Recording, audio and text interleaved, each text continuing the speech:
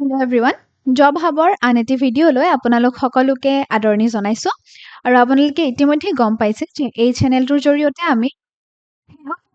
নিযুক্তিৰ বাবে যি বিজ্ঞাপন মুকলি হয় সেই বিষয়ে আপোনালোকক সবিশেষ জনাবলৈ প্ৰয়াস কৰোঁ যাতে আপোনালোকে সেই সমূহৰ বিষয়ে আপডেটেড হৈ থাকিব পাৰে একো মিছ নোহোৱাকৈ যাতে এপ্লাই কৰিব পাৰে নিজৰ দখল থকা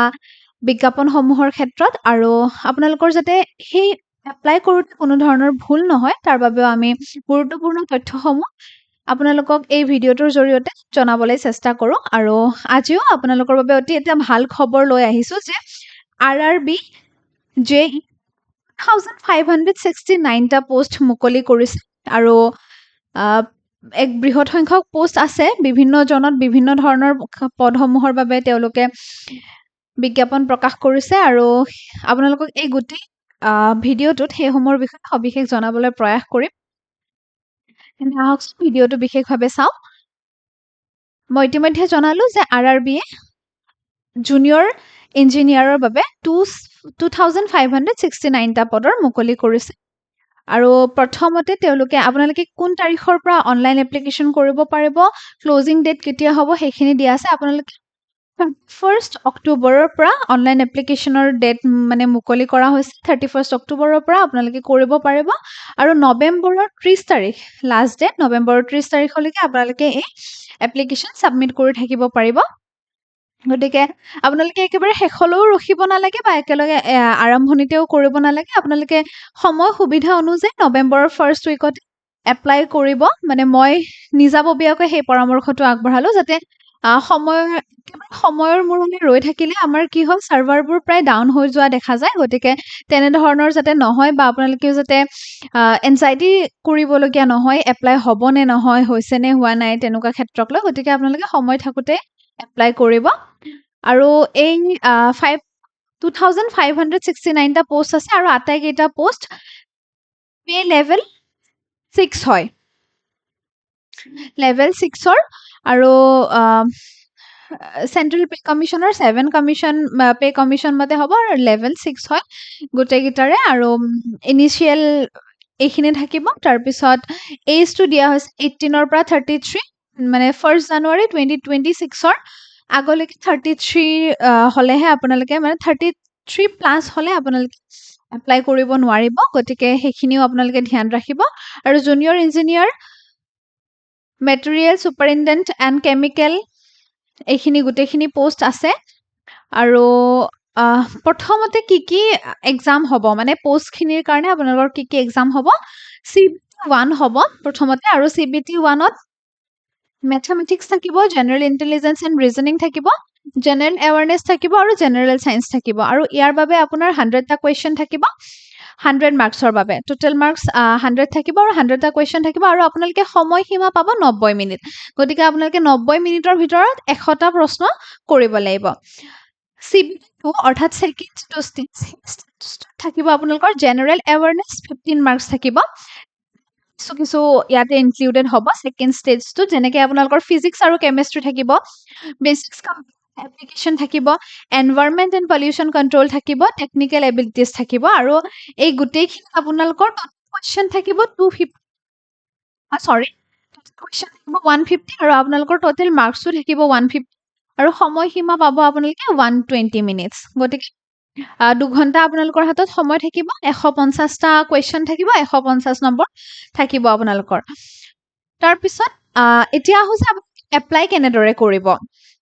কাৰণ সেইটো আটাইতকৈ গুৰুত্বপূৰ্ণ কথা আপোনালোকে চিলেবাছখিনি জনাৰ পিছত বা কি আহিব কেনেদৰে CBT 1ত আহিব CBT 2ত কেনেদৰে আহিব সেইখিনি জনাৰ পিছত গুৰুত্বপূৰ্ণ কথাটো হৈছে যে আপোনালোকে এপ্লাই কেনেদৰে কৰিব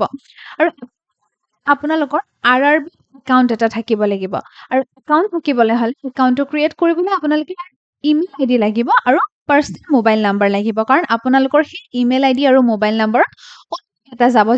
যেতিয়া আপোনালোকে একাউণ্ট এটা ক্ৰিয়েট কৰিব RRB ৱেবছাইটত তেতিয়া আপোনালোকৰ সেই mobile number email ID OTP যাব যিটো দিব লাগিব গতিকে আপোনালোকে সেইখিনি ধ্যান ৰাখিছে RRB একাউণ্ট এটা ক্ৰিয়েট কৰাৰ পূৰ্বে আপোনালোকে ইমেইল ID এটা নিজৰ খুলি ল'ব আৰু নিজৰ পাৰ্চনেল নাম্বাৰ এটা যাতে আপোনালোকৰ থাকে তাৰপিছত একাউণ্ট ক্ৰিয়েট কৰিব একাউণ্ট ক্ৰিয়েট কৰাৰ সময়ত আপোনালোকৰ পাছৱৰ্ডৰ প্ৰয়োজন হ'ব আৰু সেই পাছৱৰ্ডটো আপোনালোকে নোট ডাউন কৰি থৈ দিব কাৰণ সেই পাছৱৰ্ডটো ভৱিষ্যতেও আপোনালোকক লাগিব গতিকে পাছৱৰ্ডটো নোট ডাউন কৰি থৈ দিব তাৰপিছত আইডেণ্টিটি অথেণ্টিকেশ্যন এডভাইজাৰী থাকিব আৰু তাৰ কাৰণে আপোনালোকক ইয়াতে পৰামৰ্শ দিয়া হৈছে যে আপোনালোকে ডিজি লকাৰ অথবা আধাৰ ব্যৱহাৰ কৰিব একাউণ্ট ক্ৰিয়েটৰ সময়ত গতিকে সেইখিনিও আপোনালোকে ধ্যান দিব তদুপৰি অনলাইন এপ্লিকেশ্যন হ'ব অফলাইন এপ্লিকেশ্যন নহয় আৰু কাৰেক্ট ইনফৰমেশ্যন দিব আৰু আপোনালোকৰ তাৰ পিছত আপোনালোকে জোন চিলেক্ট কৰিব যিহেতু মই কৈছিলোঁ যে পোষ্ট ৱাইজ জোন ৱাইজ পোষ্টবোৰ বেলেগ বেলেগ আছে গতিকে RRBৰ যিটো ডিটেইল এডভাৰটাইজমেণ্ট সেইটোত আপোনালোকে পোষ্ট চাই ল'ব জোন ৱাইজ কি পোষ্ট ভাগ কৰা হৈছে মই যিমান দূৰ এডভাৰটাইজমেণ্টটো পঢ়িছোঁ সম্ভৱ কলকাতা জোনত আটাইতকৈ বেছি পোষ্ট আছে আৰু আমাৰ গুৱাহাটীৰ যোনটো জোন সেইটোত 7টা পোষ্ট আছে মই ইমান বাৰু কনফাৰ্ম নহয় কিন্তু আপোনালোকে এবাৰ চাই ল'ব যে কোনটো জোনত কিমান পোষ্ট আছে আপোনালোকে কোনটো জোনৰ পৰা কিমান কমফৰ্টেবল হয় সেই হিচাপে আপোনালোকে জোন প্ৰিফাৰেঞ্চটো দিব তাৰপিছত আহিব মিডিয়াম এক্সামিনেশ্যনত আপোনালোকে কোনটো লেংগুৱেজ চিলেক্ট কৰিব আপোনালোকৰ হিন্দী আৰু ইংৰাজীৰ বাহিৰেও 13টা আঞ্চলিক ভাষা থাকিব অসমীয়াও আছে বেংগলীও আছে গুজৰাটী আছে মালায়ালাম আছে গতিকে তেনেদৰে 13টা আঞ্চলিক ভাষা থাকিব আৰু সেই ভাষা সেই মাধ্যমটোৱে আপোনালোকৰ পৰীক্ষাৰ মাধ্যম হ'ব গতিকে আপোনালোকে লেংগুৱেজ চিলেক্ট কৰোঁতে সাৱধান হ'ব যিটো লেংগুৱেজত আপোনালোকে কমফৰ্টেবল হয় পৰীক্ষাটো দিবলৈ সেই লেংগুৱেজটোৱে চিলেক্ট কৰিব পিছত আপোনালোকৰ লাইভ ফটো ছেশ্যন হ'ব এই গোটেইখিনি মানে চিলেক্ট কৰাৰ পিছত আপোনালোকৰ যিখিনি ফৰ্মখনত কুৱেশ্যন থাকে সেইখিনি আপোনালোকে চিলেক্ট কৰিবই লাগিব সেইখিনি বাধ্যতামূলক হয় চিলেক্ট মানে আনচাৰ দিয়াটো সেইখিনি আপোনালোকে কৰাৰ পিছত আপোনালোকৰ লাইভ ফটো কেপচাৰিং হ'ব আৰু সেইখিনি সময়ত আপুনি ধ্যান দিব যে ফ্ৰণ্টত যাতে আপুনি থাকে লগত আপোনাৰ বেকগ্ৰাউণ্ডটো হোৱাইট হ'ব লাগিব লাইট বেকগ্ৰাউণ্ড হ'ব লাগিব আৰু লাইটৰ যাতে প্ৰপাৰ আপোনাৰ ফেচত যাতে ডাৰ্কনেছ নপৰে বা ফেচত যাতে লাইটটো পৰে সেইখিনিও আপোনালোকে ধ্যান দিব তদুপৰি আপোনালোকে ছিগনেচাৰ আপলোড কৰিব লাগিব আৰু ছিগনেচাৰ আপলোড কৰিবলৈ আপোনালোকে ছিগনেচাৰটো কৰোঁতে ব্লেক ইংক ব্যৱহাৰ কৰিব হোৱাইট পেপাৰত আৰু ছিগনেচাৰ ব্লক লেটাৰ ছিগনেচাৰ নিলিখিব সেইটো এপ্লিকেবল একচেপ্টেবল নহয় বুলি তেওঁলোকে লিখি দিছে গতিকে সেই গোটেইখিনি কথা আপোনালোকে ধ্যান ৰাখিব